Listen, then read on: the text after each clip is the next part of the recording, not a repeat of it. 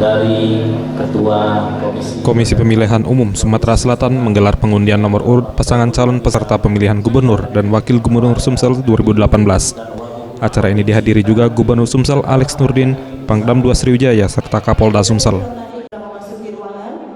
Hasil pengundian tersebut, pasangan Herman Deru Mawardi yang diusung Nasdem, Hanura dan PAN mendapatkan nomor urut 1.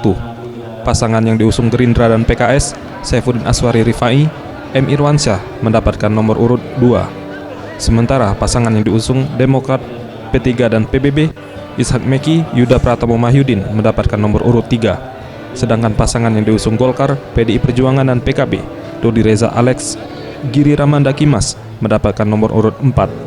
Selain itu juga KPU menyerahkan jadwal kampanye kepada para pasangan calon.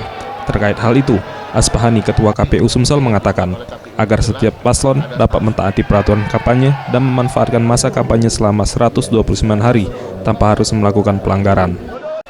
Yang dibuat oleh KPU itu jelas ada standarnya, jadi di luar itu dianggap sesuatu yang tidak diperkenankan.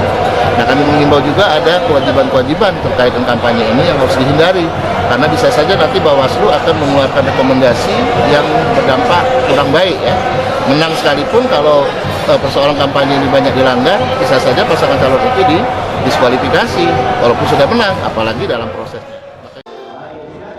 Senada dengan hal itu, dua paslon Aswari Rifai M. Irwansyah dan Dodi Reza Alex Giri Ramanda Kimas mengatakan akan mengikuti dan mentaati peraturan yang telah dibuat oleh KPU.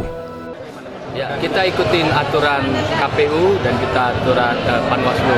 Ya, kita tetap pada aturan karena kita ingin Sumsel ini menghasilkan pemimpin yang baik, pemimpin yang kondusif, pemimpin yang disenangi oleh masyarakat Sumatera Selatan. Sekarang karena ini sudah keluar nomor, kami akan mensosialisasikan kembali nomor kita dan program-program kita, dan kita ikuti tahapan-tahapan kampanye sesuai dengan jadwal. Karena di KPU ada pasangan nomor 4, itu jadwalnya zonasinya seperti apa. Septiawan Rizky, Sriwijaya TV.